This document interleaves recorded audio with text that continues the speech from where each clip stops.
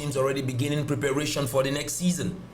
Top of the agenda has to be Kylian Mbappe. Because we already know that Erling Haaland is going to Manchester City. Done and dusted. His rival, in quotes, in the Wonder Kid category, his rival is Kylian Mbappe, in quotes. Because if you're looking at the end of an era between Cristiano Ronaldo and Lionel Messi, the start of a new era has to be between Erling Haaland and Kylian Mbappe.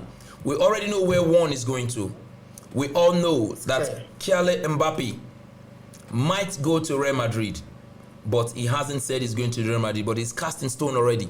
Erling Haaland is going to Manchester City. One is said to the other isn't. But let's take a look at Erling Haaland joining City this early, bringing an end to speculations, what will be, what might not be, an edge over Kylian Mbappe already. Or what do you think? One thing with Manchester City is that they've been very clear about the business they want to do. They knew they needed a striker. I think for 2 seasons they chased Harry Kane, right? They chased Harry Kane for 2 seasons, and then last summer they were willing to go as high as 100 million, 120 million pounds, and Spurs were digging their heels. They just signed a new deal. It's either 200 or no deal. And then always difficult to do business with Daniel Levy. Yeah, it is. So, but then I think Manchester City have had their way when they wanted to sign Kyle Walker. It's all about paying what Levy wants. Yes. It's about paying, but for Harry Kane, it's a different kettle of fish because he signed a new deal. That more or less like twisted him. But I think they would have tempted him with more money because I think the man is. Levy wasn't keen on because you know what City were looking at. Okay. Harry Kane had no resale value. Oh yeah, he's about 28 now. He's 29. He's 29 already. He's 29. He had no resale value. They can spend that huge amount of money on Erling Haaland, who is even cheaper than Harry Kane. But the thing is, Erling Haaland is just 21. And unproven or in the Premier League. In the Premier League, you can say it's unproven because in the Champions League, he's actually done it. I mean, this guy has averaged a goal a game. I think he has the best ratio, right? In the Champions League. Yeah. A goal a game for the Norwegian national team. A goal a game for Borussia Dortmund. A goal a game for RB Salzburg. A goal a game for Molde. This can't be fluke. This can't be. There is substance attached to Kylian Mbappe. Sorry, to Erling Haaland. He has it in him. He guarantees you goals. He guarantees goals. And then you have to give it to Manchester City. What I was about to say. They recognize that they had a striking problem for 3 years now.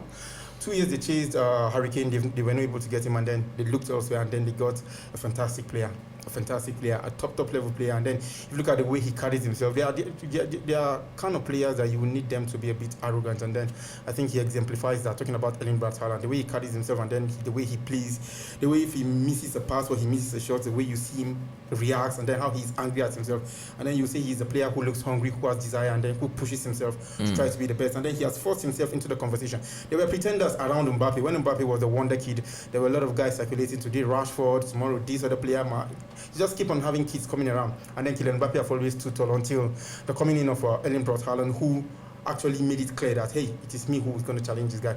And then it's also good for him that he's able to sort his future out this early without any... He goes into the summer with a more relaxed mind. Exactly. Knowing fully well that pre-season I'm resuming at Manchester City. Exactly. But Mbappe already knows where he's going. The thing is, Mbappe is not bold enough to pick out and voice out publicly. One thing we said some times ago was the fact that Mbappe has been offered a sign-on bonus of 150 million euros.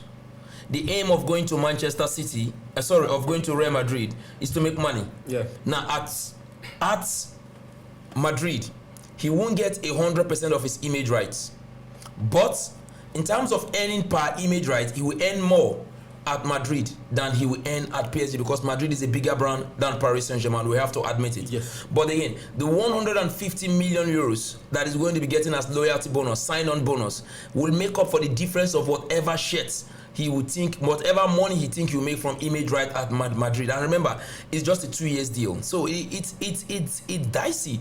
It's not easy on the young man because cash rules everything around me. The essence of this game is money. Yeah. Make money. It's a career. People tend to forget that. Exactly. I get worked up when players hits the badge. You've not seen the money that will actually tempt you to move because it's like you coming to work in the morning and then going to hit the logo of your workplace. Come on, it makes no sense. I've had to give you this example before. Yeah, it makes no sense. Yeah. Actually, but it's a dilemma for him. It's a crossroad.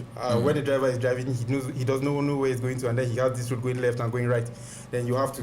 It's just difficult. You just hope whatever road you take, it will turn out to be the correct one, and that's the position Kylian Mbappe has found himself at the moment. But just as we said, from the antecedents, from things that have happened in the past, it's just clear that he knows where he's going to, and he's claimed himself and his representatives have claimed that it is a question of having respect for both parties. And in my mind, I think especially PSG, but I don't think it is respect anymore. And in trying to respect PSG, you are disrespecting Real Madrid in a way. Exactly. You are disrespecting Real Madrid, and then if you try to respect Real Madrid, you are disrespecting PSG. So it is what it is. Come out and then say, okay, I'm going to Madrid, I'm going to PSG, and then let the world move on. Exactly.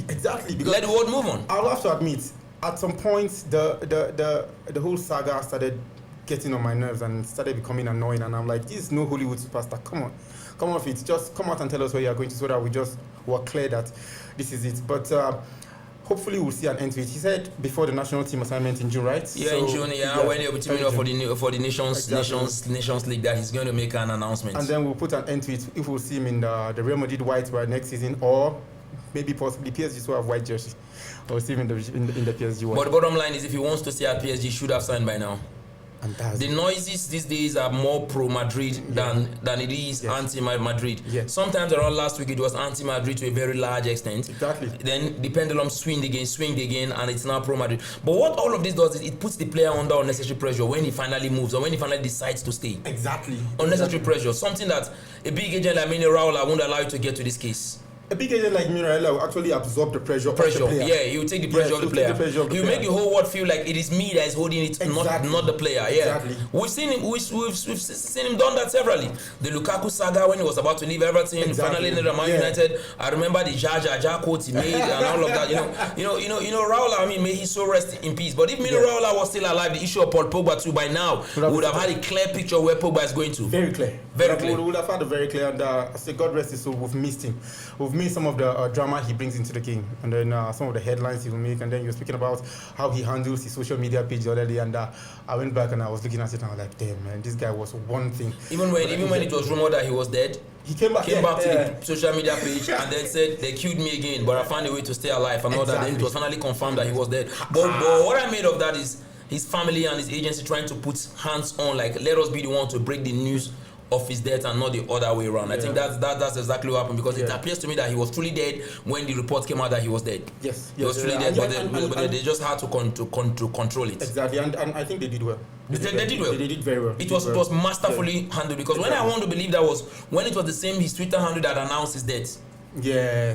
The same Twitter handle that denied his death, 48 hours confirmed his death. So it shows he was never the one in charge. Maybe he has normal guys who handles them, but sometimes once in a while he goes in there, because you can't be posting all those. Somebody can't be posting those pictures down. No, there's a classic Mino Raiola that you see from the tweets. Definitely. Yeah. Some Mino Raiola tweets are just like the Mino Raiola that we heard about. So what we're going to do right now, we're going to break. When we return, we'll round up this episode. And you know what? Just keep it locked. Don't even blink. If you blink, you miss. You